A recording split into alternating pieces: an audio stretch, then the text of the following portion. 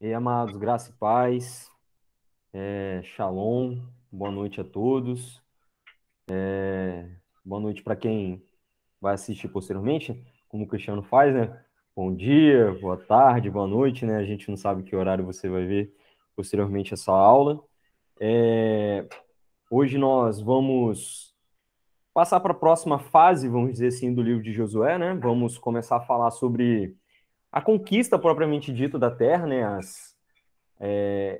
Os ataques, né, do povo de Israel pelas, é, pelas cidades, né, de Canaã. E antes de começar a nossa aula, né, vamos orar, mas dar o recadinho aqui, né, já para quem for assistir posteriormente. Hoje vai ser a nossa penúltima aula no formato online. Semana que vem, nossa última aula. E a partir do dia 22, nós passaremos a ter a aula presencial lá na igreja, antes do culto da parte da manhã. Então, a partir do dia 22, estaremos presencialmente para compartilhar e estudar a palavra do Senhor. Amém? Então, vamos orar, né, para a gente iniciar o nosso período de estudo, né, que você, onde que você estiver, né, curva sua cabeça, foque no Senhor, né, tire tudo aquilo que possa te atrapalhar, né, para a gente ter esse momento de mergulhar na palavra do Senhor. Vamos orar. Paizinho, te louvamos, te agradecemos, te louvamos, Senhor, que tu és bom, tu és maravilhoso. Nós queremos te louvar, Senhor, pela semana poderosa que o Senhor tem nos proporcionado, Pai. Esse novo tempo, Pai, na nossa igreja, Pai, nós te louvamos, te agradecemos por todas as mensagens, toda a palavra, Senhor, que tem sido lançada. Possamos, Senhor, colocá-la em prática, Senhor. Nós te louvamos porque cremos que o Senhor fará muito através das nossas vidas. Que possamos, Senhor, desejar a tua presença, desejar te conhecer cada dia mais, desejar, Senhor, buscar na tua palavra como estamos fazendo nessa noite, Pai. Nós pedimos, vem, fala conosco, que o teu Espírito Santo venha se fazer presente na nossa aula, Pai, onde é que estivermos, repreende, Senhor, tudo aquilo que possa nos desviar, Senhor, daquilo que o Senhor tem para nós hoje, Pai. Que eu te peço, te agradeço pela tua palavra, que ela é viva, eficaz, penetrante, que ela venha marcar o nosso coração, para que possamos crescer, Senhor, na graça e no conhecimento de quem tu és. É que eu te peço, colocando diante de ti cada um de nós, que o Senhor venha falar individualmente e que possamos, Senhor, aprender contigo nesta noite. Usa a minha vida, por graça e misericórdia, é o que eu te peço. Entregamos essa aula diante de ti, te louvamos assim, no santo nome do Senhor Jesus. Amém. Glória a Deus. Então, amados, vou projetar aqui a nossa aula. Então, como compartilhar aqui. Acredito que todos estão vendo.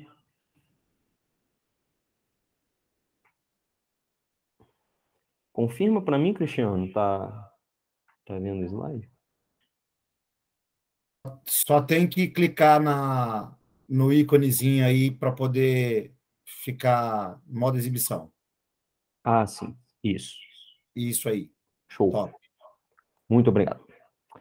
Amém, irmãos. Então, nós estamos, né, vamos hoje continuar o nosso estudo do livro de Josué, né, como o Cristiano já apresentou, 24 capítulos, autor desconhecido, mas pelo Talmud atribuído ao próprio Josué, né, obviamente tirando a parte do final da vida dele, e o livro foi escrito, né, 40 anos após a saída do Egito, né, aproximadamente no ano de 1406, 1405, tem outras datações, né, mas baseado na própria palavra, essa seria a data mais correta, período aí de 1400 antes de Cristo. Amém?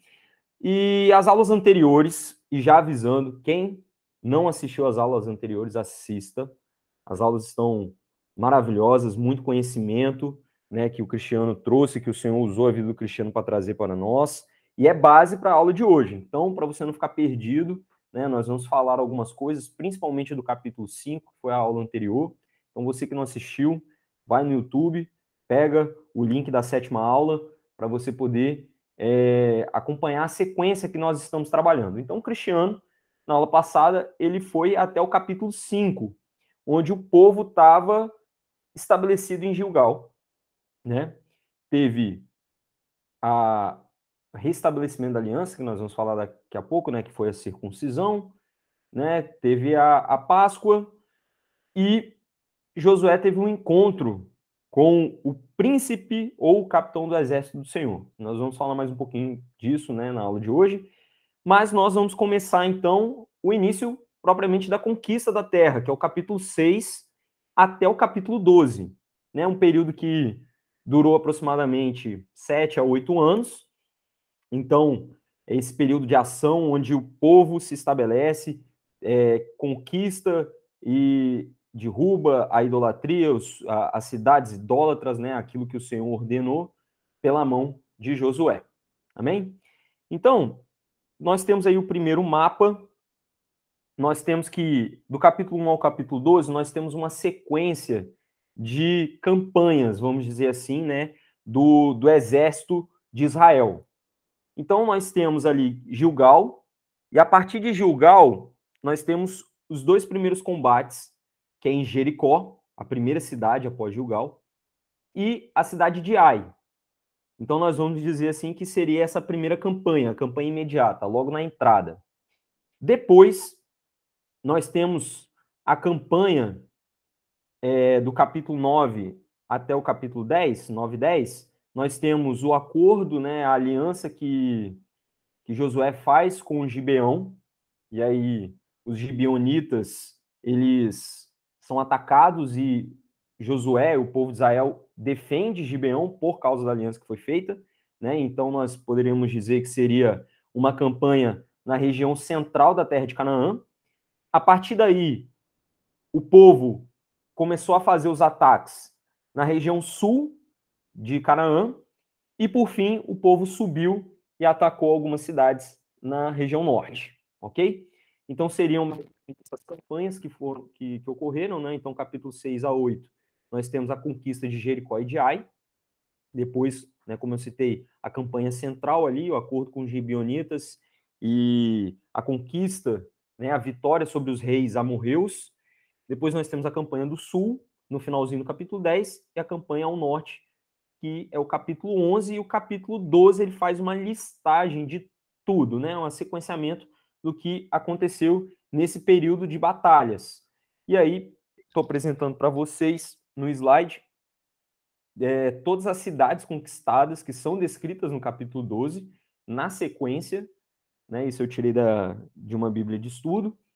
Então, nós temos ali, ó, Gilgal, né, que é onde o povo estava estabelecido, Jericó, Ai, Siquém, e ali, né, essa tabela interessante que ela apresenta a referência do texto e também os ocupantes, né, os povos que estavam ali e alguns detalhes em relação a essas batalhas. Nós vamos passar por todas elas, né, vamos estudar todas elas, mas a aula de hoje nós vamos ficar principalmente no ataque a Jericó, né, que provavelmente é até a mais conhecida, o ataque mais conhecido né, em relação a esses ataques de Josué, que o Senhor usou a vida de Josué para destruir a cidade de Jericó, né, das muralhas, e nós vamos estudar isso hoje. Muito bem, então, né, nessa outra tabela a mesma coisa, né, a continuação das cidades que foram atacadas. E aí nós temos, então, o nosso ponto de partida, tomando como referência a aula passada. O povo estava acampado em Gilgal, né?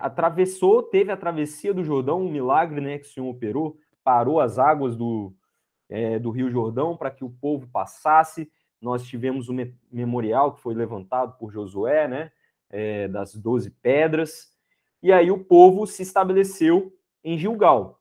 E aí Gilgal se tornou um local estratégico, se tornou um posto avançado de guerra, né? Então o povo ele atacava. Então, por exemplo, esse inicial aqui, o ataque à cidade de Jericó, o povo ia, né? Como nós sabemos e como nós vamos ver daqui a pouco, o povo dava a volta em torno de Jericó e voltava para Gilgal. E aí no outro dia repetia o mesmo processo, né?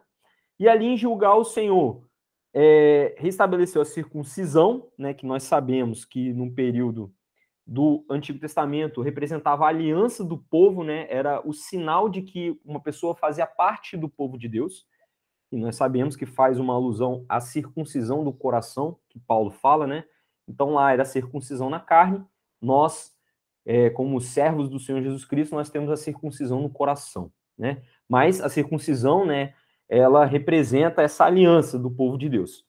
Ali nós temos a Páscoa, a primeira Páscoa também, que o Cristiano apresentou, que foi a primeira Páscoa dentro da terra de Canaã, e ali o maná cessa, né? E o povo passa a se alimentar do fruto da terra, daquilo que a terra de Canaã produzia, né?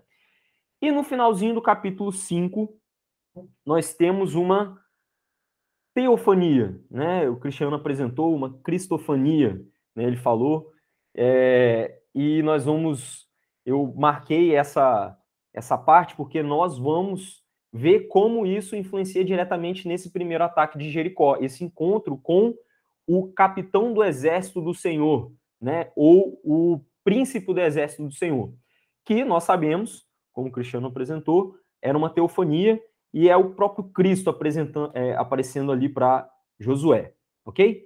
E aí, nós temos ali, a gente sabe pela lei, que logo depois da Páscoa, né, a Páscoa acontecia no Shabá, do dia 14 do mês de Nissan, e depois até o dia 21 ocorria a festa dos pães ázimos, né, que era o pão sem fermento, que representava o símbolo, né, era um memorial daquilo que o Senhor fez, de como o Senhor tirou o povo da escravidão, né?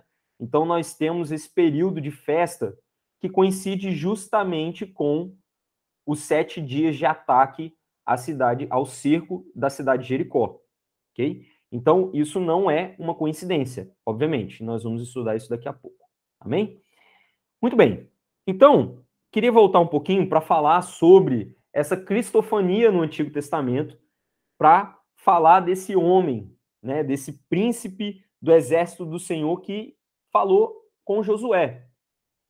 Então nós sabemos, né, nós já estudamos isso, né, que o Senhor, ele fez o homem, criou o homem para que tivéssemos um relacionamento com ele, né? O Pai fez isso. Só que o homem pecou, né? O homem pecou e se afastou do Senhor. Só que desde o princípio, antes da fundação do mundo, o Senhor já tinha um plano de restauração do homem, né? Um plano perfeito na qual o Senhor iria resgatar, restaurar o homem, reestabelecer essa aliança, né? Esse relacionamento com o homem. E nós temos basicamente essa sequência de etapas em relação ao Antigo Testamento, né? O objetivo era a restauração do homem. A restauração do homem precisava de um plano de salvação que o Senhor já havia estabelecido desde a fundação do mundo. Baseado em quê? No sacrifício e na morte do Senhor Jesus Cristo, né? Que, para que Cristo viesse, precisava de um local na terra para ele vir, que seria a nação, né? Jesus deveria pertencer a um povo da terra, a algum povo do mundo. E o Senhor selecionou, através da vida de Abraão, o povo de Israel, né? O Senhor prometeu a Abraão que todas as famílias seriam benditas através da descendência de Abraão, né? Então, Cristo viria da linhagem de Abraão, que, por consequência, é da linhagem de Israel. Ou seja, Jesus nasceria dessa nação. Só que essa nação precisava se alocar em algum local, né? Precisava estar em alguma região do planeta, que é a terra de Canaã. Okay? Então, nós temos esses pontos chaves. Jesus é a descendência que vem da nação de Israel, que se estabelece na terra de Canaã. E nós temos essa figura, essa cristofania que aparece nos principais personagens do Antigo Testamento, principalmente de Gênesis e Êxodo. Então, quem são esses principais personagens? É Abraão, Isaac, Jacó, Moisés e agora Josué. Então, se nós repararmos, Abraão e Isaac, eles têm um encontro com um anjo. Quando Abraão vai, né, que o Senhor pede Isaac como sacrifício e Abraão não nega, né, que o Senhor estava ali testando. Antes de Abraão, né, vamos dizer assim, fazer o ato do sacrifício, um anjo aparece a Abraão, né? E esse anjo era o anjo do Senhor, né? E se vocês forem pegar o texto lá de Gênesis 11, 18, né? o anjo está ali e impede que Abraão finalize de forma física, mas no seu coração ele já havia entregado Isaac ao Senhor, né? Então, essa primeira aparição, né, desse anjo para Abraão e Isaac faz referência à descendência, né? Então, é uma intervenção direta do próprio Cristo nesse plano perfeito de Deus. Então, ali, o Senhor ele aparece em prol da descendência. Depois nós vemos Jacó. Lá em Gênesis 32, Jacó, né, no Val de Jaboque, ele se encontra com um anjo e guerreia com ele, né? E ele fala que guerreou com Deus e ele prevaleceu, com Deus e com os homens e ele prevaleceu. Quem era aquele anjo? Novamente, uma teofania, novamente o próprio Cristo. E ali o que aconteceu? Jacó mudou o seu nome, né? O Senhor mudou o nome de Jacó para Israel. E é até interessante que Jacó pergunta o nome desse anjo, e o anjo, né, ele nem responde, porque a resposta do nome viria mais para frente com Moisés. Porque o povo estava escravo, o povo precisava ser liberto, né? E aí o Senhor ele aparece a Moisés na sarça ardente. Só que no começo do texto de Êxodo 2 fala que o anjo do Senhor apareceu, né? Novamente quem? Cristo aparecendo ali para Moisés, né? E agora nós temos Josué, que se encontra com essa figura, né? Com esse anjo também, esse mensageiro celestial, que é o capitão do exército do Senhor, do Senhor dos exércitos, né? E o que é interessante é que essa aparição, essa cristofania, que nós podemos assim dizer, ela apresenta exatamente de acordo com a necessidade do propósito de cada homem aqui citado. Então, Abraão e Isaac estão relacionados com a descendência. Então, Cristo ele ali aparece, né, como para suprir a descendência, para preservar a descendência e já fazer uma alusão daquilo que ele faria, né? E ele seria o cordeiro que iria nos substituir e seria o sacrifício santo e agradável a Deus. Já Jacó tinha que ter a sua vida transformada, o nome mudado para se tornar uma nação. E ali o anjo do Senhor que aparece, vai lá e muda tanto o caráter quanto o nome de Jacó. Moisés, ele foi levantado para quê? Para libertar o povo. E libertar o povo de que forma? Trazendo o juízo de Deus. E como que o Senhor aparece? O anjo do Senhor ali aparece como fogo, que não consumia a sarça. Mas o fogo, nós sabemos que na palavra representa o juízo de Deus, né, em alguns momentos. E nós sabemos que Moisés ele trouxe o juízo sobre o Egito para que o povo pudesse ser liberto. E agora Josué, o que Josué precisava? Josué, ele foi levado para ser um general de guerra. Então Cristo ele aparece como um general de guerra ali para Josué, né? Então nós vemos ali como Cristo ele vai intervindo no Antigo Testamento exatamente em cima do plano redentivo para cada um desses homens. Como eles iriam se encaixar nesse quebra-cabeça que o Senhor montou, né? E aí, claramente, nós podemos citar dois textos, texto de João 5,39 e Lucas 24, 27, fala bem assim, ó, Cristo falando, né? Examinai as escrituras, porque pensais ter nelas a vida eterna, e são elas que dão testemunho de mim, né? E Lucas 24, 27, né, com os dois discípulos no caminho de Emaús, o Senhor fala, né? A palavra fala, então, iniciando por Moisés, que no caso é a lei aqui, né? O Pentateuco, e discorrendo sobre todos os profetas, explanou-lhes o que a seu respeito contava em todas as escrituras. Então eu fiquei viajando aqui, imagina Cristo falando com os dois discípulos lá, no caminho de Emaús, apresentando e mostrando onde que Cristo apareceu no Antigo Testamento, né? Então eu fico imaginando como Cristo falava bem assim, ó Cristo aqui, falando com Abraão, falando com Jacó, falando com Josué, falando com Moisés, né? Então nós vemos ali como o Senhor, ele desde sempre, Cristo desde sempre, desde a fundação do mundo, ele tem intervindo nos pontos cruciais para que o plano da redenção se cumprisse. Amém? E aí nós, então, chegamos ao capítulo 6. E por que eu falei do anjo do Senhor? Porque parece que no texto, essa parte final do capitão do exército do Senhor fica um negócio meio estranho. Porque você tem Josué ali em Gilgal, de repente ele se aproxima do capitão do exército do Senhor, e no capítulo 6, o primeiro versículo, se você ler de acordo com essa separação que a Bíblia apresenta dos capítulos, parece que o capítulo 6 está desvinculado do capítulo 5. Porém, se nós compararmos o texto de Josué com a aparição do Senhor para Moisés, e o finalzinho do capítulo 15, do versículo 15 do capítulo 5, apresenta justamente uma comparação muito clara, uma referência muito clara ao que o Senhor fez com Moisés. Né? O versículo 15 do capítulo 5 fala bem assim, ó, o capitão do exército do Senhor disse a Josué, desata o teu calçado do teu pé, pois o lugar sobre o qual tu estás é santo.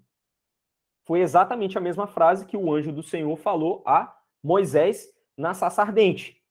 E o que aconteceu lá na sarça ardente? Logo depois que o Senhor falou isso para Moisés, ele deu as instruções para Moisés daquilo que ele deveria fazer, né? Sobre a terra do Egito.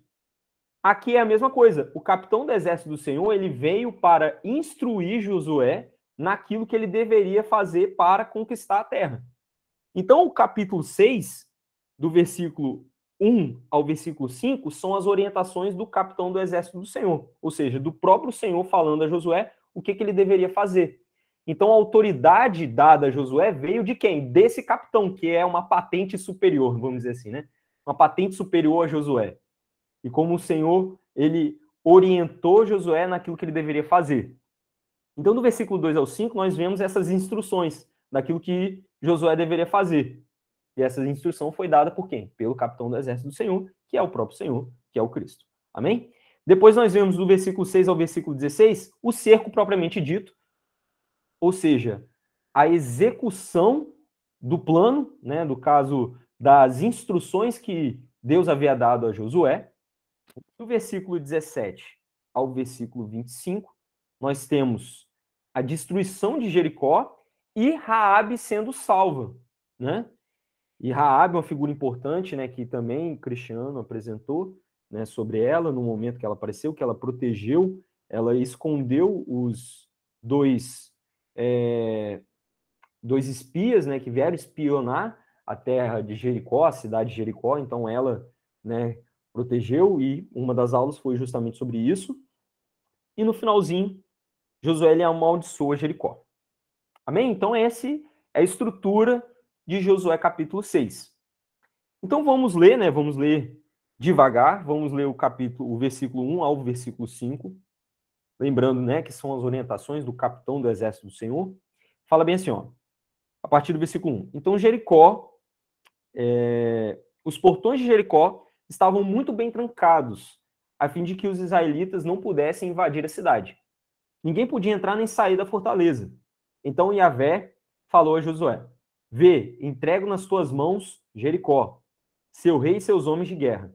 Vós, todos os combatentes, dai uma volta ao redor da cidade, cercando-a uma vez. E assim o fareis durante mais 6 dias. Né? Então, um texto aqui muito claro, né? Como a gente já conhece, o povo de Israel, nos 6 primeiros dias da festa dos pães asmos, ficava dando volta em torno da cidade de Jericó, tocando o chofar, a partir de 7 sacerdotes. Né? O Senhor separa 7 sacerdotes para ficar tocando o chofar de forma contínua, enquanto o povo dava a volta nas muralhas de Jericó, em torno da cidade de Jericó. Né? Isso, nos 6 primeiros dias, era apenas uma volta. Então, 7 sacerdotes levarão cada um chofar, sua trombeta feita de chifre de carneiro, à frente da arca. Então, a arca estava sendo conduzida, sendo levada, como nós tivemos a pregação ontem, né? Era levada, conduzida pelos sacerdotes que eram responsáveis nos lombos aqui, né?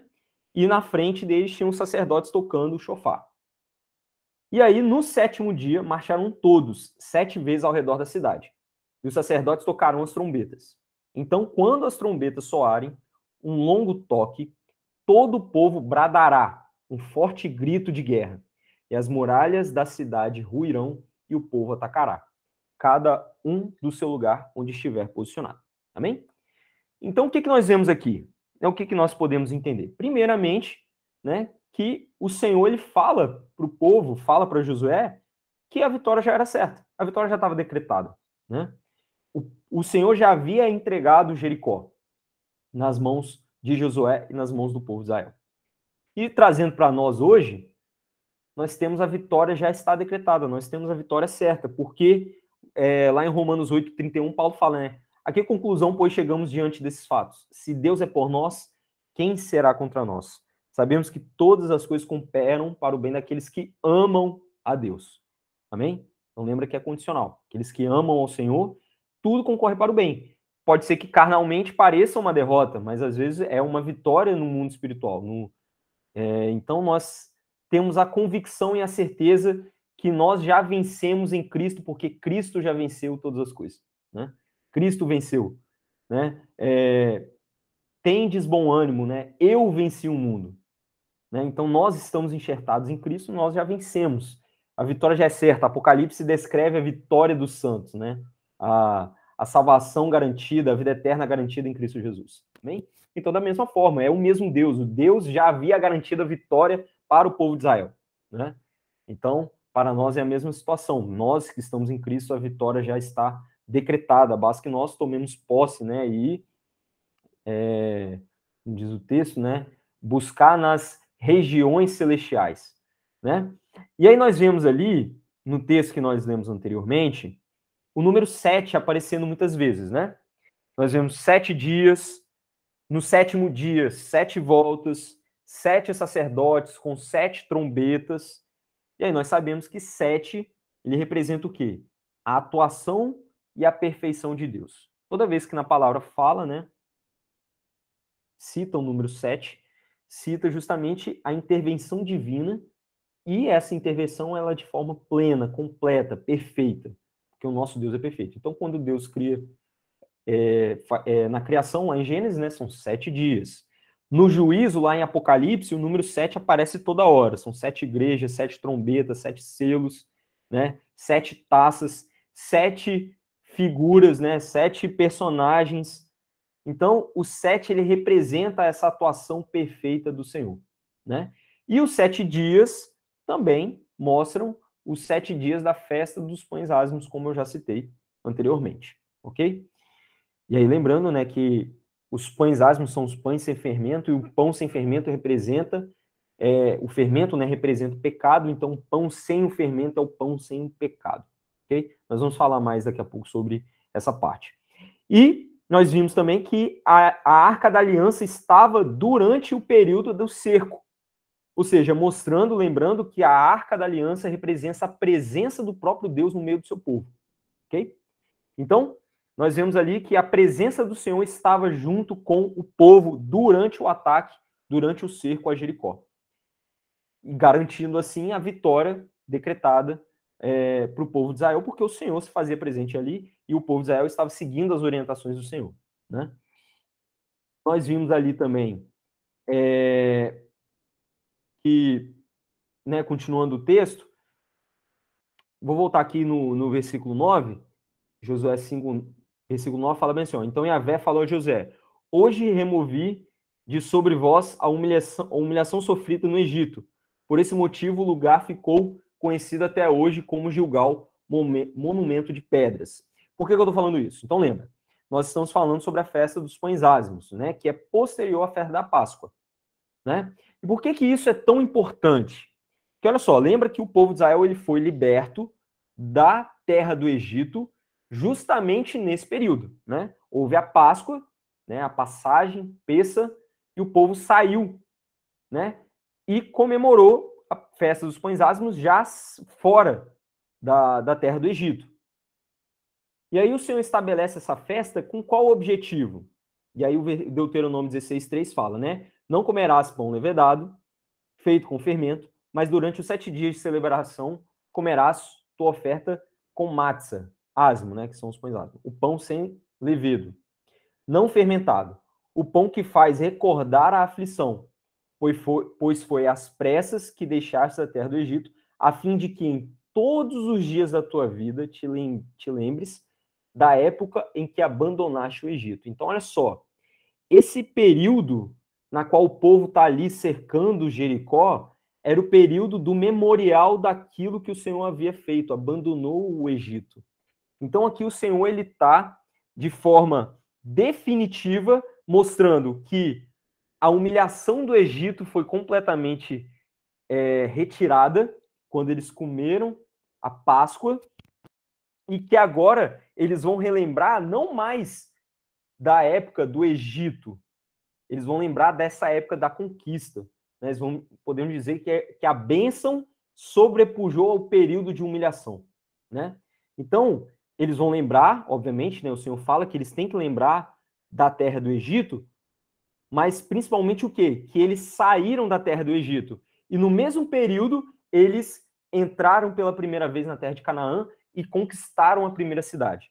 Então, nós vemos aqui um triunfo perfeito, né? Como se diz? Eu esqueci o nome agora. Esqueci o nome. Que o pastor fala Enfim, nós temos então aqui que o Senhor, ele marca esse período de uma maneira muito especial, né? Então, marca a vida de Israel de maneira muito especial. Felizmente, né, o povo de Israel é cabeção, né, cabeçudo, esqueceu de tudo aquilo que o Senhor fez e foi uma bagunça, como a gente vai continuar estudando mais para frente, né? Amém? E aí, né, continuando o comentário do versículo 1 ao 5, nós temos o shofar. O shofar é um símbolo muito importante, ele era tocado em que ocasiões? O shofar ele foi utilizado lá no Monte Horebe, quando o Senhor ele se apresentou ao povo, né, no período que ele deu a lei, lá em Êxodo 19, que o Senhor ele aparece e treme o monte, fala com voz de trovão, que foi aquela presença muito clara no monte, né? E aí, quando o Senhor falava lá no versículo 19, do 18 ao 19, fala que o shofar era tocado junto durante esse período. Então, o shofar está falando justamente do anúncio da chegada do Senhor. Então, imagina, para o povo, representava o quê? O Senhor está conosco. O Senhor Todo-Poderoso está aqui conosco. Né? E para os ímpios, estava anunciando que o juízo estava chegando. Além disso, o shofar ele também era tocado nas festas solenes e também na convocação de guerra, que é no caso aqui, também. Então, aqui tem alguns textos de referência que eu coloquei, né? E lá em Apocalipse 8:6, as 7 trombetas, aquelas trombetas todas eram shofar. Cada anjo tinha um shofar e tocava. Só que lá em Apocalipse fazia um anúncio do juízo do Senhor, né? Então, para o povo de Israel, representava o quê? A convocação para a guerra, a solenidade da festa, né? A santidade daquele período, a bênção que o Senhor havia dado, que o Senhor estava com eles, só que para o inimigo representava que o Deus Todo-Poderoso, o Deus de Israel, estava chegando. E como nós vimos, né? O povo de Canaã já estava tremendo, estava doido. Raabe, ela se converteu inicialmente pelo medo, né? Ela ouviu o testemunho daquilo que Deus havia feito pelo povo de Israel e com isso ela creu, né? Inicialmente ali pelo temor das obras do Senhor. Então imagina o restante dos povos da terra de Canaã, né? Não é à toa que Jericó ela fechou completamente a cidade para que ninguém saísse, com o pavor daqueles que estavam chegando, aqueles que estavam vindo em nome do Senhor dos Exércitos, ok? E aí, trazendo para nós, né, esse texto faz uma clara alusão para nós em relação a nós fazermos parte do exército de Cristo, né? Então o Senhor ele nos chamou para sermos santos, irrepreensíveis diante da presença dele, nos deu uma armadura, né? Nós vamos ler no texto mais para frente que nós tínhamos a arca, os sacerdotes que tocavam as trombetas e tinham os homens de guerra armados com as suas armas, tanto na parte dianteira quanto na retaguarda, né? Então nós tínhamos a arca na parte centralizada, os sacerdotes tocando e 2 partes do exército, né? Uma à frente e uma na retaguarda.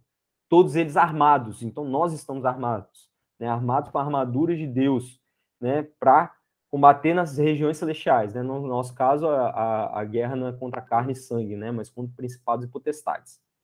E para que o Senhor nos chamou? Para anunciar o evangelho. Se vocês repararem, o muro ele só caiu depois que o povo gritou, depois que o povo proclamou. Então, a obra é feita pelo Senhor, mas é feita pelo Senhor através das nossas vidas. Então, era necessário que o povo fizesse a parte dele, gritasse. Se o povo não gritasse, o muro não ia cair, porque ali o grito representava justamente a vitória, né? O texto ali anteriormente fala bem assim, né? Um forte grito de guerra. Esse grito de guerra é grito de vitória, né? Ou seja, tomando posse da vitória, posse da terra de Jericó, né?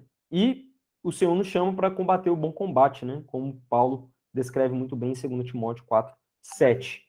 Então, Colossenses capítulo 1, de 21 a 22, fala, né? E vós, que no outro tempo eras alienados, inimigos em vossa mente pelas vossas obras más, agora, contudo, vos reconciliou. Então, ele nos chamou, né, para esse exército.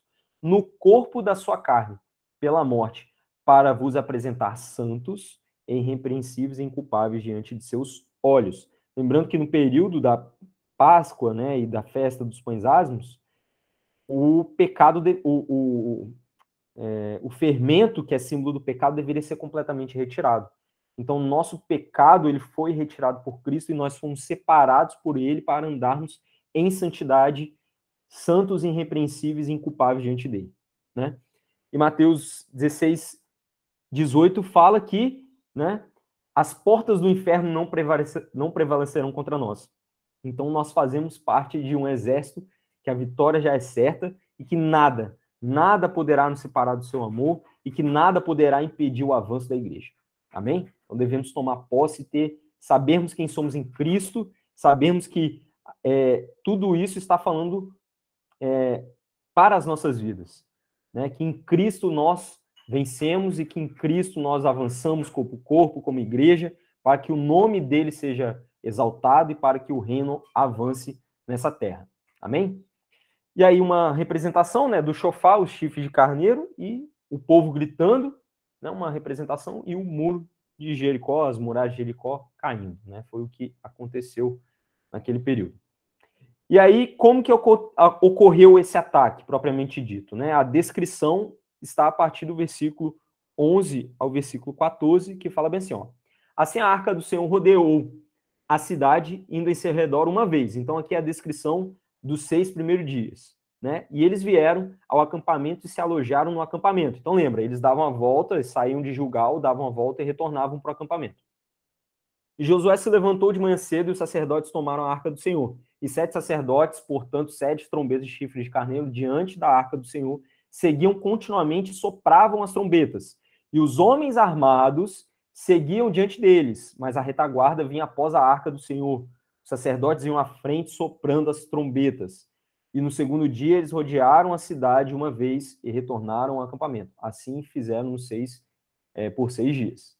Então foi a descrição que eu já havia feito anteriormente. Então observa os homens armados, né, para a batalha, preparados para a batalha, todo mundo na sua organização, cada um na sua posição, cada um no seu chamado, né? Assim como o Senhor nos chamou, cada um para fazer aquilo que o Senhor estabeleceu desde a eternidade para cada um de nós, cada um na sua posição, no seu chamado.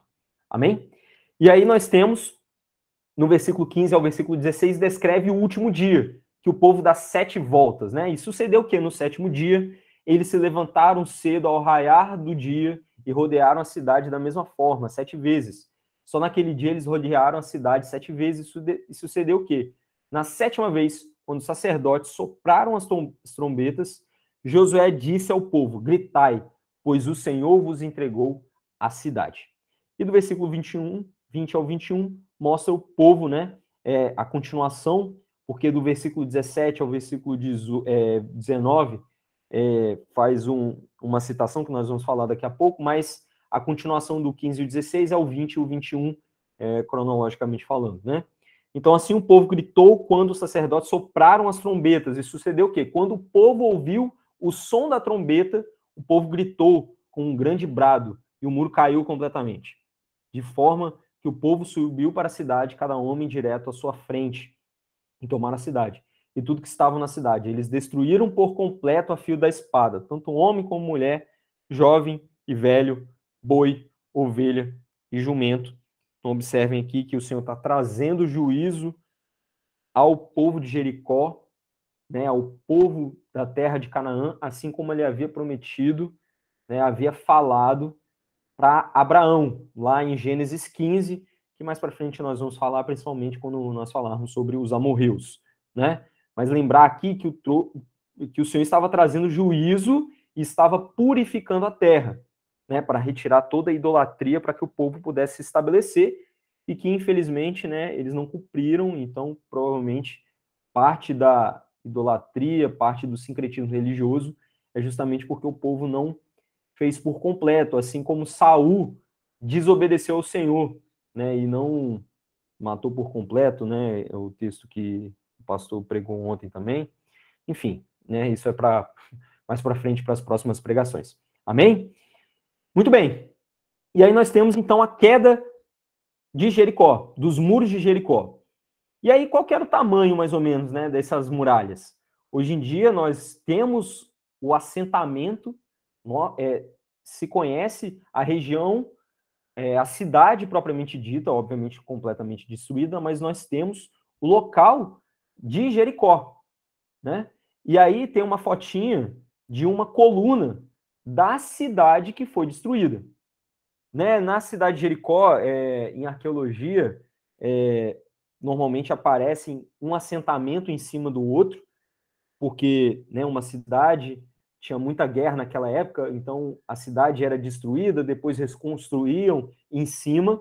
Então a cidade de Jericó, que foi destruída por Josué, é o quarto assentamento.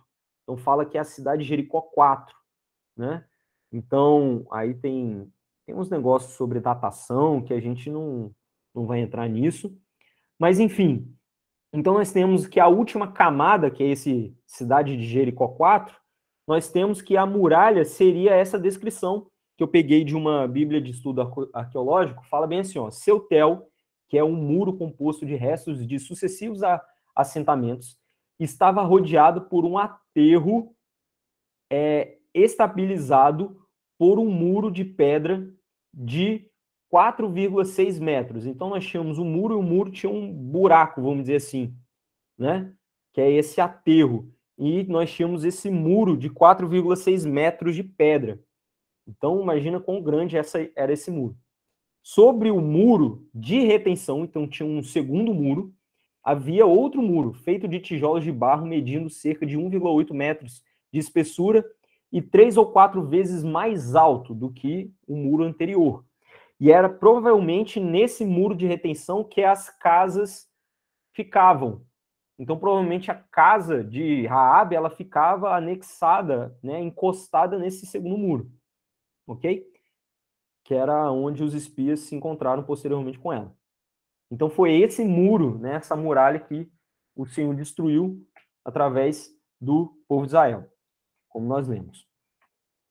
E aí nós temos, então, do versículo 17 ao versículo 19, que é aquele pulozinho que eu falei que o texto dá, uma citação, Josué fala bem assim, ó, e a cidade será amaldiçoada diante do Senhor, ela e tudo que nela está, só Raabe, a prostituta, viverá.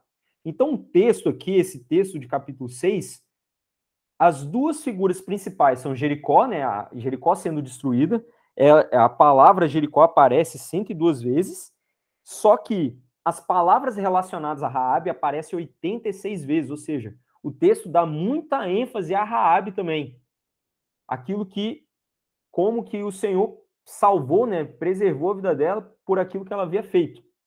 E o texto fala bem assim, ó, né? Só Raabe, a prostituta, viverá, ela e todos os que com ela estiverem na sua casa, porque ela escondeu os mensageiros que enviamos. E vós, com toda a sabedoria, guardai-vos das coisas amaldiçoadas. Aí agora é uma segunda parte do texto, né? Porque o Senhor fala para o povo entrar, destruir a terra, só que tinham três coisas, né? Os seres vivos deveriam ser mortos, como lemos anteriormente.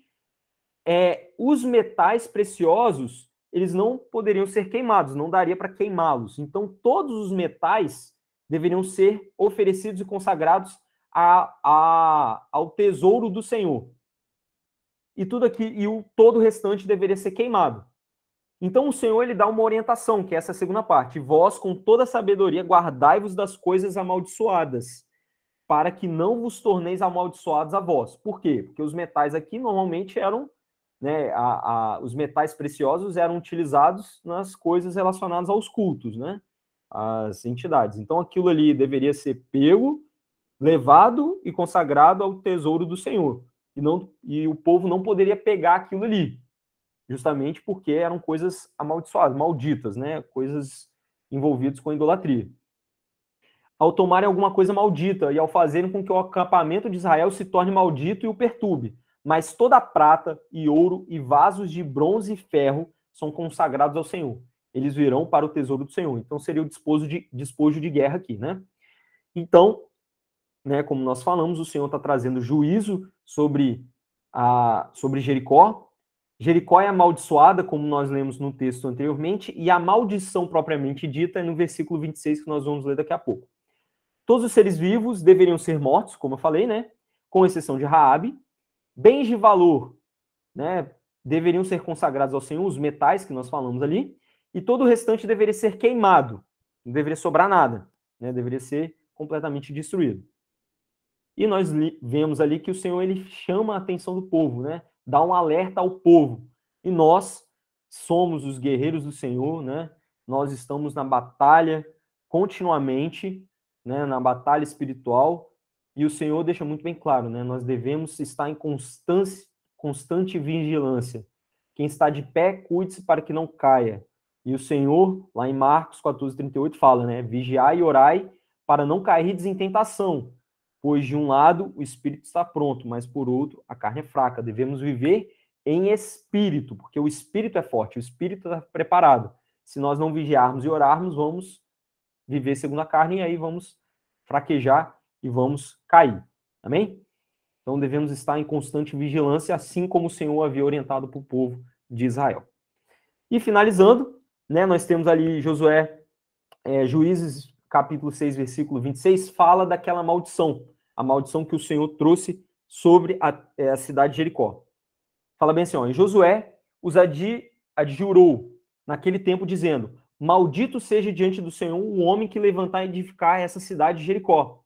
Ela há de lançar o seu fundamento no seu primogênito, e no seu filho mais novo haverá de colocar as suas portas. Então, essa parte final está falando bem assim, ó, que se alguém tentar reconstruir a cidade de Jericó, então lembra dos assentamentos, os níveis que nós temos, quem tentasse reconstruir a cidade de Jericó teria os seus filhos mortos. Os filhos iriam morrer. Ele iria construir, até chegaria a construir, mas em troca disso, os filhos iriam morrer. E adivinham o que aconteceu? Um cabeção, lá em 1 Reis 16:34, tentou reconstruir a cidade, reconstruiu a cidade, só que olha só o que aconteceu. Então, 1 Reis 16:34 fala bem assim, ó, durante o seu reinado, no caso, o reinado de Acabe, Hiel, de Betel, né, reconstruiu Jericó. Olha só. Lançou os alicerces à custa da vida do seu primogênito. Abirão. E quando conseguiu, é o nome do filho, né, e quando conseguiu estabelecer as portas da cidade, seu filho caçula, Seguve, né, e traduzindo seria o Secube, também morreu, conforme fora determinado pela palavra que o Eterno havia proferido por intermédio de Josué ben Nun, filho de Nun. Então nós vemos aqui que a maldição, o decreto, então nós vemos aqui que Josué, ele dá um decreto, e aí o decreto aconteceu, porque Hiel reconstruiu a cidade, ok? E o último versículo, versículo 27, fala bem assim: assim o Senhor estava com Josué, e a sua fama foi alardeada por toda a nação. Então nós vemos aqui no último versículo que o destaque, né, do versículo é que a fama de Josué se espalhou. Antes, nos outros textos, falava mais que a fama do Senhor, né, o Senhor dos exércitos estava se espalhando. assim como Raabe, ela ouviu as proezas do Deus de Israel. Só que aqui o foco fala de que a fama de Josué se espalhou, obviamente atrelado ao nome de Deus. Só que por que o capítulo 6 ele termina dessa forma, né? Porque o foco dessa vez é mais em Josué e não no Senhor. Porque aqui nós vemos que é o primeiro ataque de todos. E no período do Oriente Médio, do Oriente Próximo, considerava que a primeira batalha de um líder, de um general de guerra, a primeira batalha era a essencial, né? Ela deveria se sair bem na batalha. Então, se ele fosse bem, ele teria um nome, né, bem estabelecido, um nome respeitado como um bom general de guerra, né? Então, esse foco aqui é justamente para mostrar que a autoridade dada por Deus a Josué para guerrear como um general, um bom general de batalha, trazendo o quê? Confirmando que Deus estava com Josué e assegurava o respeito, né, e o temor dos outros povos, dos cananeus, em relação ao povo de Israel e ao seu líder e, por consequência, também ao Deus na qual eles serviam. Amém? Então, isso tudo aqui é importante e tem muitos textos hititas, né, no mesmo período que fala claramente, né, de um rei superior para um rei vassalo, orientações. E uma das orientações era justamente essa, de falar, ó, você tem que ganhar a primeira batalha, basicamente isso. Que é a primeira batalha, né, o cartão de visita, vamos dizer assim. A primeira imagem é que fica, né, vamos dizer assim. Era importante naquela época. Amém? E aí a gente finalizou, então, o capítulo 6. Então, vamos ter aí um período, né, de dúvidas, comentários. Por favor, fiquem à vontade, Cristiano, quem estiver aí online, que desejar falar alguma coisa, perguntar alguma coisa, fique à vontade, tá bom?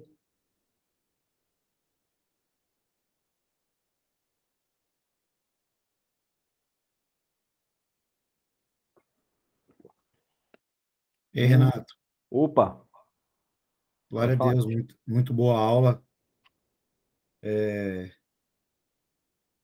Explicado de forma invejável, né, por um mestre.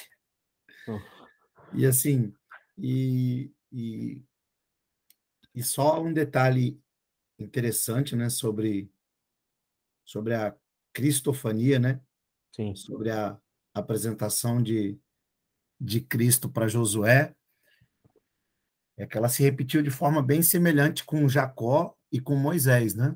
sim, E a gente vê que, na verdade, os três personagens estavam para enfrentar, para dar um passo decisivo no quesito de morte ou vida, né? Porque Jacó ia se encontrar com seu irmão e ele sim, tinha convicção de que ia morrer, por isso que ele vai mandando os espólios, né, para poder acalmar o irmão.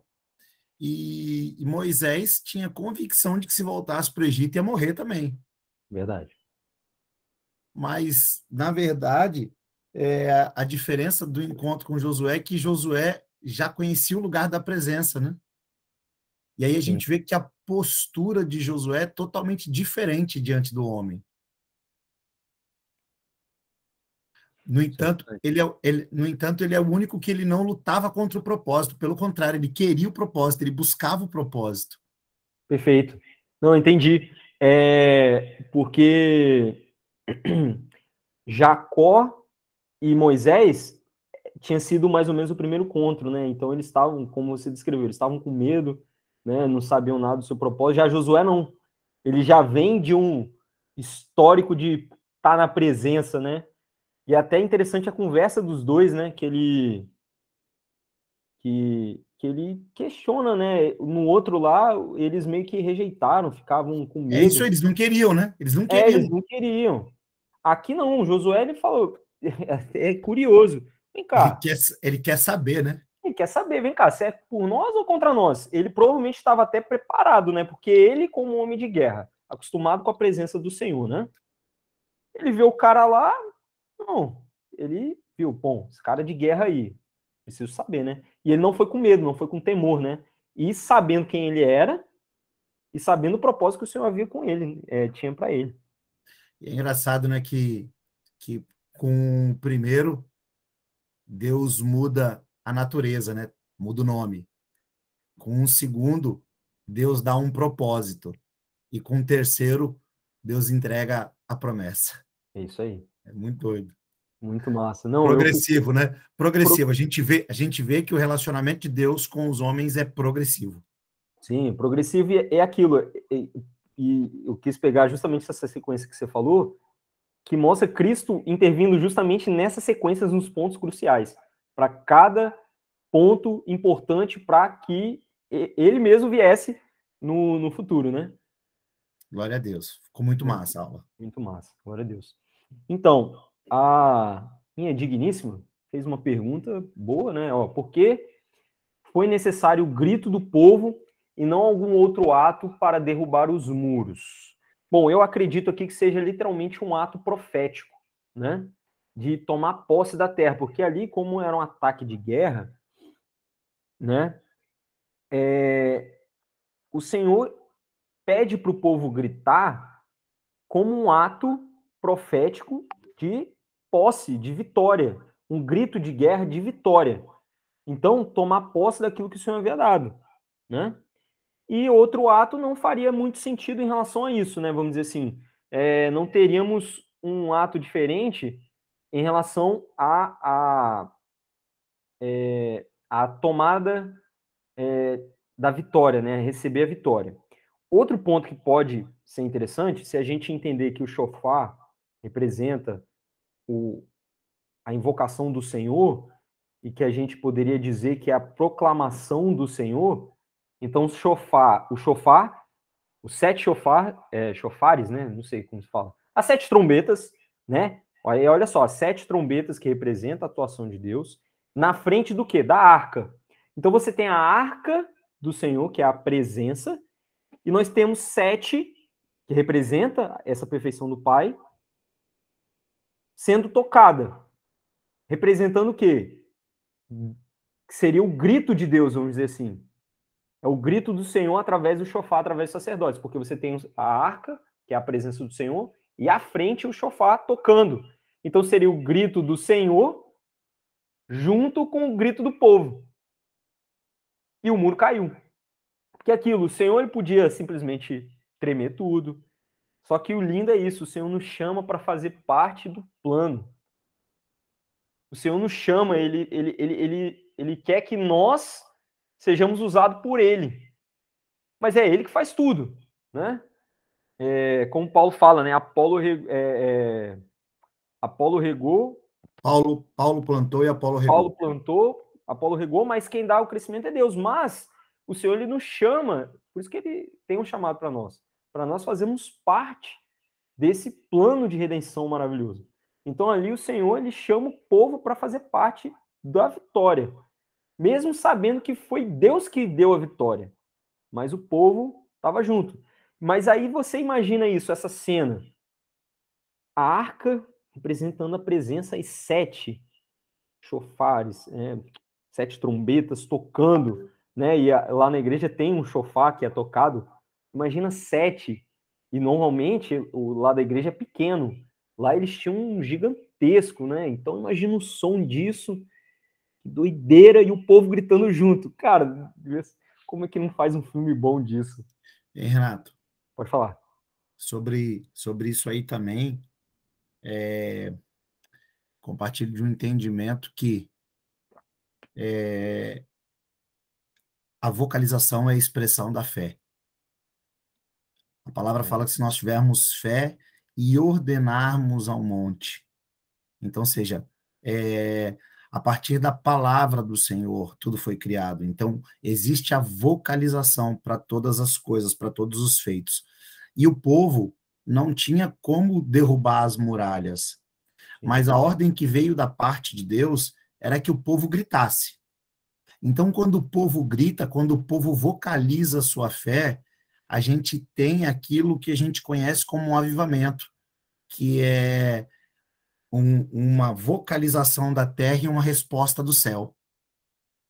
Então, ou seja, quando o povo vocaliza sua fé ali, quando o povo grita, demonstrando a sua fé, Deus do céu responde. E aí, de forma sobrenatural, as muralhas caem. Perfeito. Nossa. Glória a Deus. É isso aí. Amém, amados? Mais alguma dúvida? Acredito que não. Então vamos orar para a gente encerrar, né? Agradecer ao Senhor por esse tempo. Semana que vem nós vamos continuar. Vamos agora para Ai. Então, primeira cidade caiu, Jericó. Próxima é Ai, só que o capítulo 7 apresenta uma baguncinha aqui, um erro de Acã, se eu não me engano. Enfim, né? Então, semana que vem tem mais. Vamos adorar o Senhor, vamos agradecer ao Senhor, né? Por esse tempo que tivemos aqui de estudo da palavra do Senhor. Paizinho, te louvamos, te agradecemos, Pai, que a tua palavra é linda, tua palavra é viva, eficaz, e é o nosso sustento, é o nosso alimento, é o próprio Senhor Jesus. Nós te louvamos, Senhor, porque nós temos essa oportunidade de meditar, de estudar, Senhor, de nos aprofundarmos em Ti, que essa palavra, Senhor, venha falar diretamente conosco, mudar a cada dia a nossa vida, e nós entregamos, Senhor, este momento de busca. Gera em nós, gera na tua igreja, no teu povo, desejo, Senhor, genuíno de te buscar, desejo de estar contemplando a tua formosura, contemplando o teu trono, Senhor, através da tua palavra, Pai, um tempo de busca, que o teu povo venha entender, Senhor, a necessidade e a importância de estarmos meditando na tua palavra. Pai, é o que eu te peço, te agradeço pelos meus irmãos aqui, por todos aqueles que irão assistir. Pai, que venhamos crescer como corpo, crescer a cada dia, Senhor, na tua presença, Pai. É o que te pedimos, porque a vida eterna é conhecer a Deus Pai e ao Senhor Jesus Cristo, e esse é o nosso desejo, Senhor, alcançar cada dia mais essa vida eterna, entendermos, termos essa intimidade verdadeira contigo, Pai. Nós pedimos assim, continue nos abençoando, nos dê uma noite de paz e de descanso, que o teu shalom, Senhor, venha estar conosco. Nós pedimos, Pai, que a tua graça, Senhor, que a tua misericórdia venha repousar sobre nós. Continue abençoando o restante dessa semana.